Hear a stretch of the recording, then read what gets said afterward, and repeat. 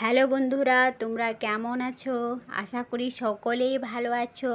আজ আমি তোমাদের সঙ্গে শেয়ার করলাম আমাদের বাড়িতে কিভাবে ফিশ কারি বানানো হয়। তোমরা দেখছো চুলাতে কড়াই বসিয়ে রেখে দিয়েছি, তেলও গরম হয়ে গিয়েছে। মাছকে হলুদ লবণ দিয়ে মেখে রেখে দিয়েছিলাম, এবারে মাছ কড়াইয়ে দিয়ে দিই।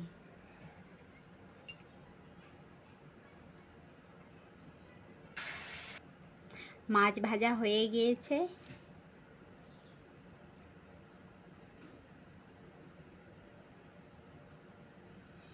তেল দিয়ে দিলাম। তেল গরম হয়ে গিয়েছে, তেজপাতা দিয়ে দিলাম, সাথে পেঁয়াজ কুচি দিয়ে দিলাম। এবারে ভালোভাবে নেড়ে চিড়ে নিই, হালকা লাল লাল করে ভেজে নিই।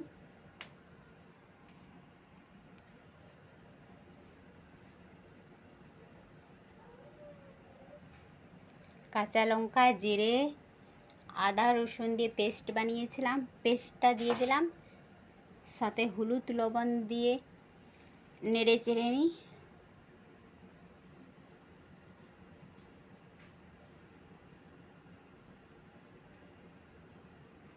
এবারে হালকা জল দিয়ে মশলা কষে নিই। মশলা কষা হয়ে গিয়েছে। এবারে একটি টমেটো কেটে রেখে দিয়েছিলাম, কাটা টমেটো দিয়ে দিই। নেড়ে চেড়ে জল দিয়ে 2-3 সেকেন্ডের জন্য ঢেকে রেখে দিই, যাতে টমেটো সিদ্ধ হয়ে যায়।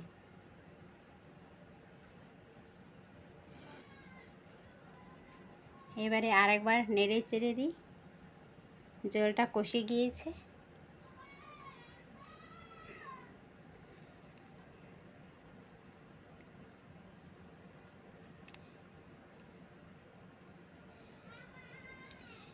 এবারে ভাজা মাছটা দিয়ে দিই।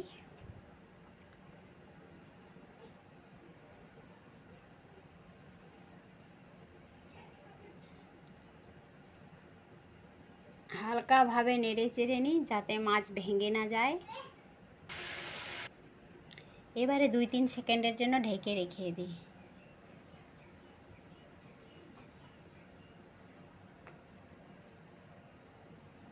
এবারে জল দিয়ে ভালোভাবে নেড়ে চেড়ে 2-3 সেকেন্ডের জন্য ঢেকে রেখে দিই। গাইস, তোমাদেরকে কেমন লাগলো তোমরা কমেন্টে জানাও। তোমরা ভালো থেকো, সুস্থ থেকো, টাটা।